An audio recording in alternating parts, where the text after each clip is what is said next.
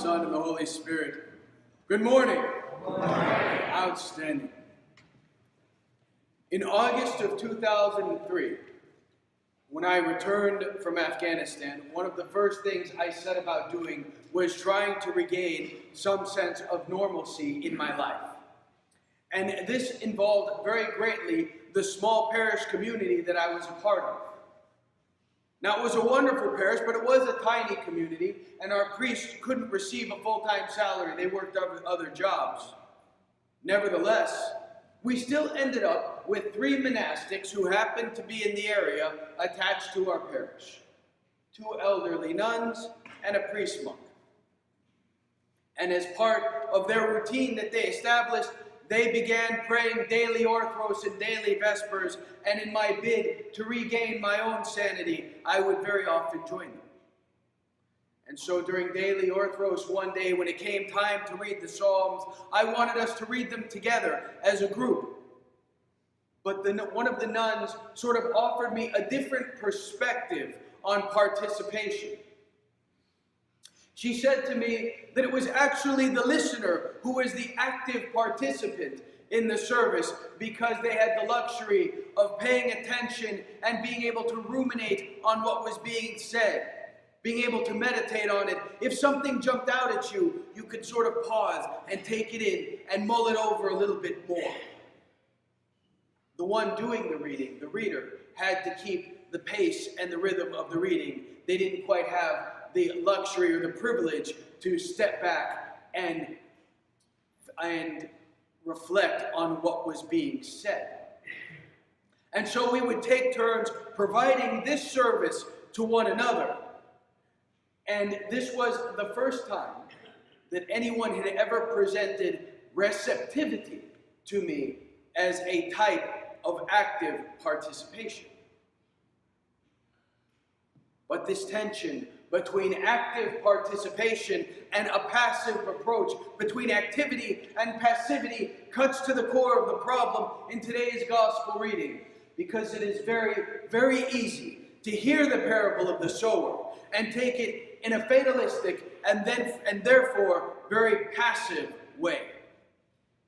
Where Jesus tells us a story about a man who goes sowing seed, and he happens to throw this seed where it goes. Some of it falls on a path, and the birds of the air come, representing the devil and his demons, and they take it away before anything can happen with it. Some of it falls on rocky soil, and it can't get root. And so as faith tries to grow, problems and the storms of life and temptations come and uproot it. Some of it falls among thorns and is choked as much by the anxieties of life as by the pleasures. And we can hear this in a passive way and begin to think, lo, a situation arises and the gospel is preached to someone and it bears no fruit. And we can think to ourselves, there's nothing more for me to do. Throw our hands up and say, their heart was just disposed this way. This is how the heart is. We planted the seed. My job is done. Or even worse, we can find our own heart in such a state and come to the mistaken conclusion that God is very far off, that he doesn't hear my prayers, that this faith is little more than a heady philosophy with little practical value. Our communities, each one of these states of the soul, each one of these states of the soil that Christ says are states of the heart, states of the soul.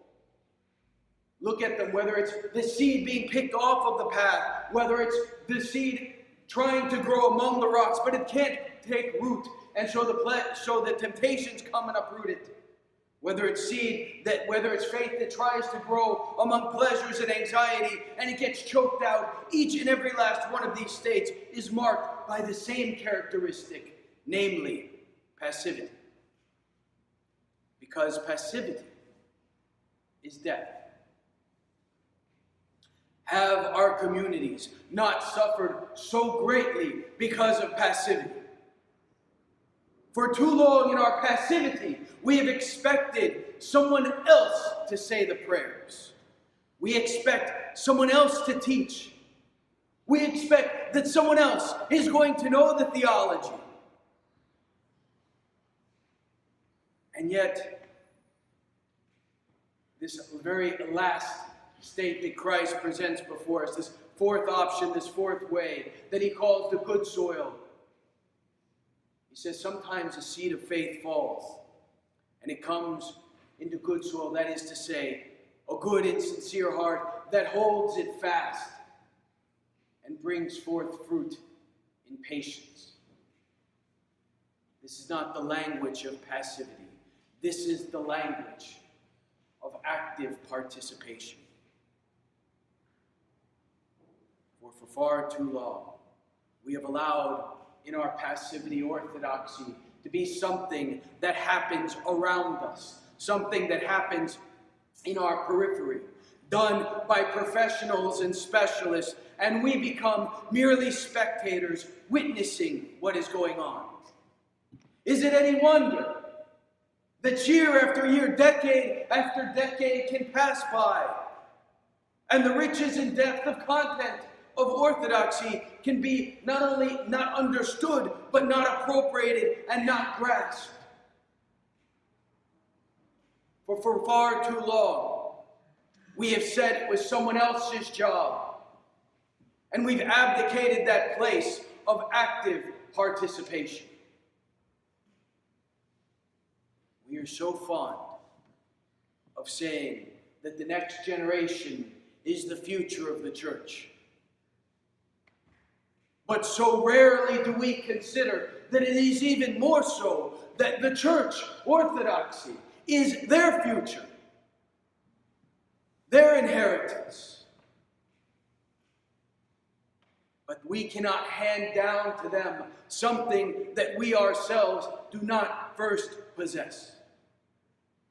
And so St. Paul says, "Behold, I hand on to you that which I received."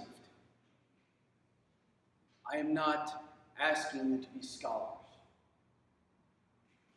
but I am urging you on this day, as if perhaps for the first time, if you have questions, ask them. Ask them and search the scriptures out. If you want to know why the church does something or why it believes what it believes, look for the resources, read them. Don't allow the fasting seasons and the services to be something that happen around you, but rather something that you very deliberately do. For we can only hand on what is rightfully ours. And what I'm asking you to do is take a hold of what is yours. For this divine work of the people is not the property of some professionals and specialists. It belongs to you.